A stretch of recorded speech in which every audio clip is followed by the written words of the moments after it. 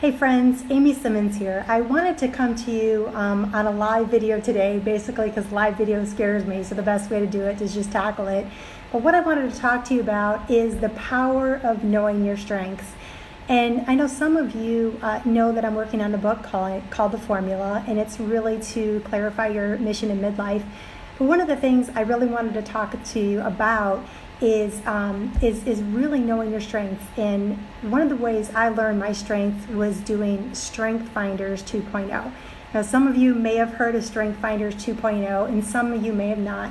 But there are some amazing things that I've learned about knowing my strengths. And I have my notes over here to kind of keep me on track, live. I kind of freeze up. So what I learned is basically what my buckets were, right? If you don't know what's important to you, you're going to kind of live life kind of the seat of your pants. You're just going to kind of be floating around. You got to know what your solid buckets are. And I'll talk about what my buckets are so you can kind of learn a little bit more about this.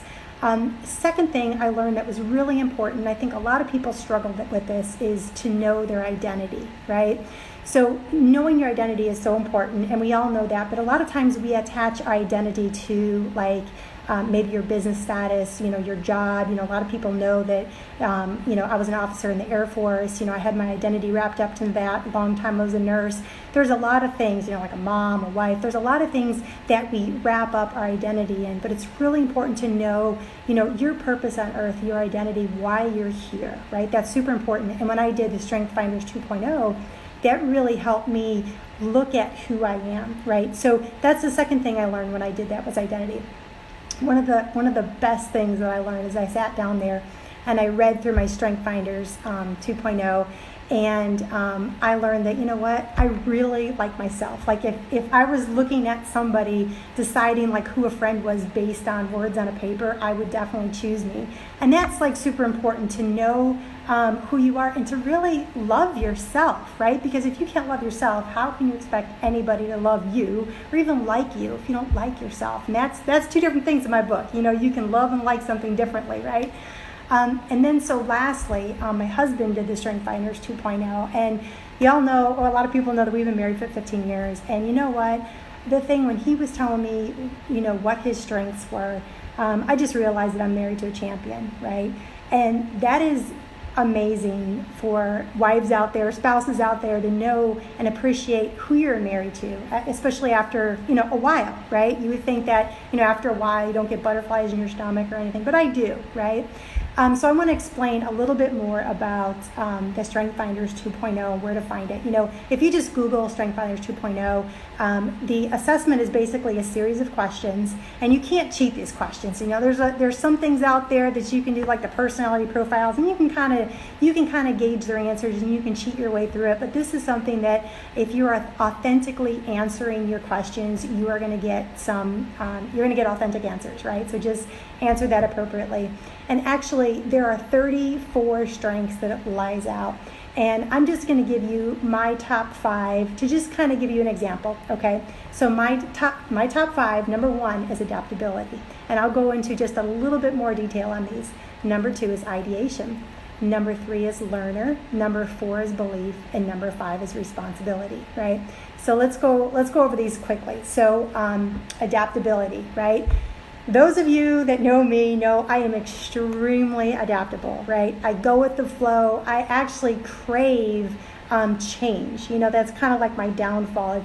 I have a hard time, with any sort of job that I'm in, because I get bored and I want to move on and I want to get out in the world and go, do, see something different every moment of the day, right? So that could be kind of difficult for some people. But a neighbor friend of mine, she did point out in one of the definitions on here, I'm just going to read it to you. It says the natural ability to be in the moment can help others see the way forward. And that's one of the things that she pointed out to me. She's very type A, and I do have a lot of friends that are type A, but there was one mom in particular that I am just so go with the flow. Like anything that comes my way, I just go with the punches, right? And one of the things that she complimented me on was that really helped her kind of not be so type A and just kind of go with the flow. It kind of gave her some reassurance that you can just kind of handle life as it comes along. So that's adaptability. Number 2, ideation. I am fascinated with ideas. I have 101 ideas all the time. And I actually may start coming on Facebook Live just to kind of throw some ideas out there, just to kind of give people some ideas, right? What else does it say? Oh, yeah. Let's see, thrive in environments that deal with unexpected requests, right? That also falls into ideation, but I think that also really falls into me being adaptable. So that really kind of goes hand in hand. The third thing is learner, right? I really thirst for knowledge. People know that I love being creative. I love learning things. I don't need to be a master of anything, but I really enjoy learning. Number 4 is belief. In the definition, there's a huge definition, but I'm just going to point out, basically, I am very dependable. I am trustworthy. I do what I say I'm going to do. And I kind of hold other people to that standards, right? If you're somebody that says you're going to do something you don't, I kind of put you in that category, right? Whatever that box, whatever you call that, right? So I hold myself to high standards, and I hold others to a high standard as well. As far as kind of like my inner circle, right? I help everybody. I love helping people, but that inner circle are people that are really kind of have the same values as me as well. Actually, that was responsibility, the doing what I'm say I'm going to do, and also being honesty, loyal, authentic. Those are all kind of my top buckets, right? So if you think about knowing your buckets, right, or knowing your strengths and focusing on that, if I were to add up my strengths of being adaptable, ideation, learner, belief, responsibility, adding all those things, there are a lot of jobs that if I had, oh my goodness, I would just die, right? I mean, put me on a cubicle, put me in an office, just put me on like endless phone calls, or like on an assembly line, or anything that you're doing the same thing over and over and over, and I'm not using my creative side of my brain or ideas or anything like that, I just couldn't do it, right?